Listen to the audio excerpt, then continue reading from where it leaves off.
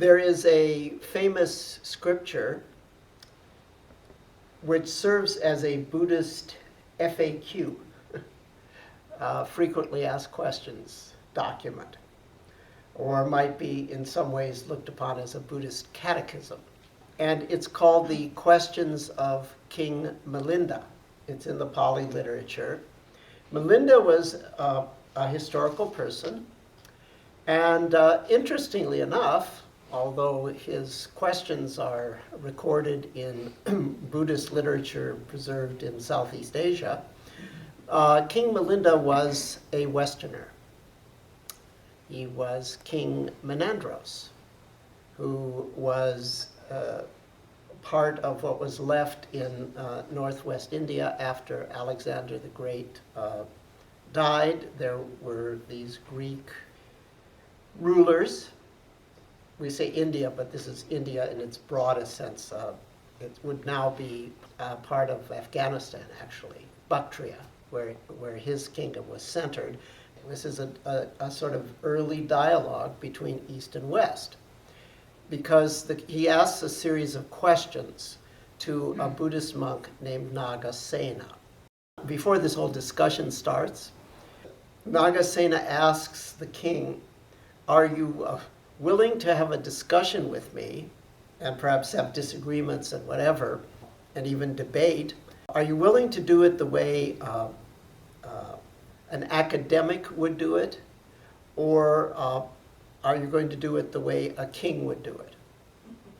And Nagasena says, what do you mean? I said, well, if academics have a disagreement and one sort of gets the better of the other or shows them to be incorrect, it's just, they just accept that. If a king is shown to be incorrect, he executes you. So which way are you going to do it? Like an academic, or because if you're going to do it like a king, I'm out of here. He may have been an arhat, but he wasn't stupid, okay? With regards to the preservation of his nose of five skandhas. So the king says, who are you and whatever, and he says, well, I'm called Nagasena, but there is no thing called Nagasena. And then the king tries to sort of trip him up on something. And so then Nagasena makes this metaphor that's very famous in Buddhist literature. He says, well, Your Majesty, when you arrived here, how did you get here? Well, I was in my chariot. And then he goes through all the different parts of the chariot. And he says, well, is there really a thing called a chariot? Are the wheels the chariot, the hub, the bed, the axle tree, the yoke, et cetera, goes through all these parts, and the king has to agree, no, that's not the chariot, that's not the chariot. And then Nagasena says, and it's the same with us. There's just rupa, vedana, sanjna, samskara, and vijnana. That doesn't constitute a self called Nagasena.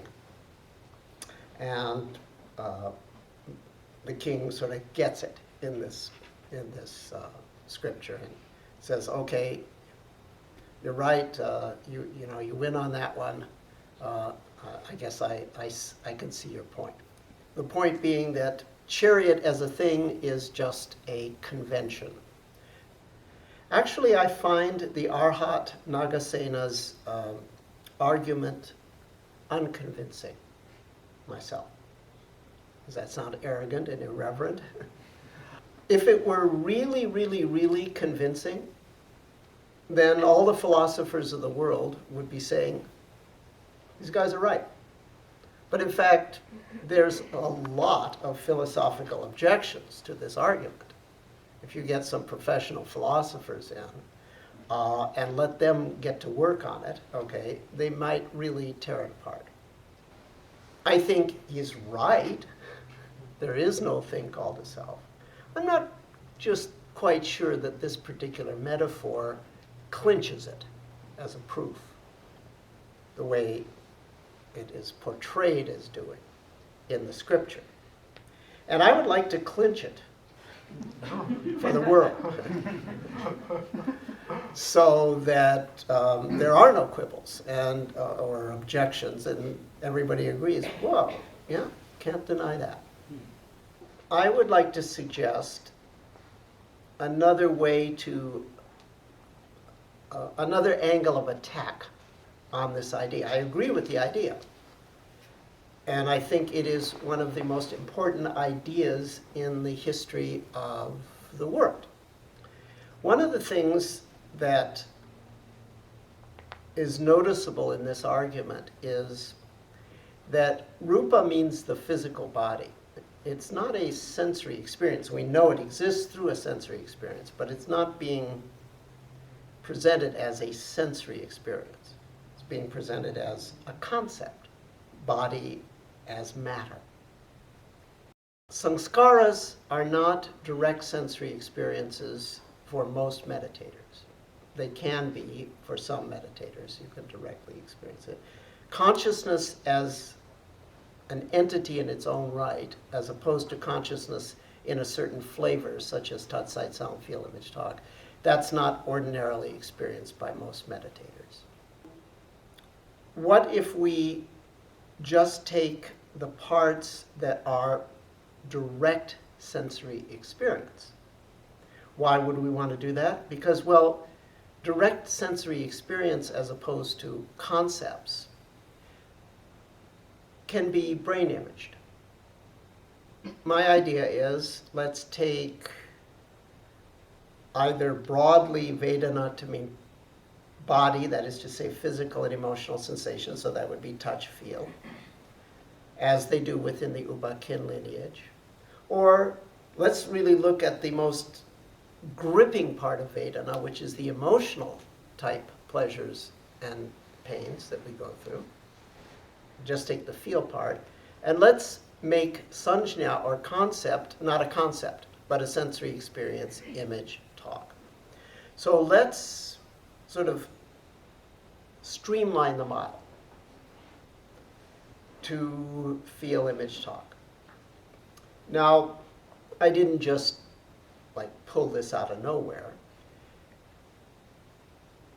There is an implication in my original school of Buddhism, Shingon, which is a form of Vajrayana, that the sense of self arises through mental image, internal talk, and body sensations. Because the practices that are done in Shingon to have an experience of oneness with a deity involve the physical type sensations in the form of mudras, mental images where you visualize the deity in front and also yourself as a deity, and you visualize your surroundings as the palace of the deity, and you replace your internal talk with the mantra. And then you get the emotional feeling of the deity, whatever that tone is. So there's an implication that body, image, talk broadly, and feel, image, talk more narrowly, that these are sort of natural building blocks of identity. If people tease apart the feel, image, talk, which is, there's nothing conceptual in that, that's completely a sensory skill, they get the same insight, oh, there's just feel, image, talk, there's no thing called a self here. So that's the way I have people work with this. Now, instead of using a classic metaphor of the chariot, I use a much more homey, like your TV set or a computer monitor, not the liquid crystal ones, but the CRT ones. That's my metaphor.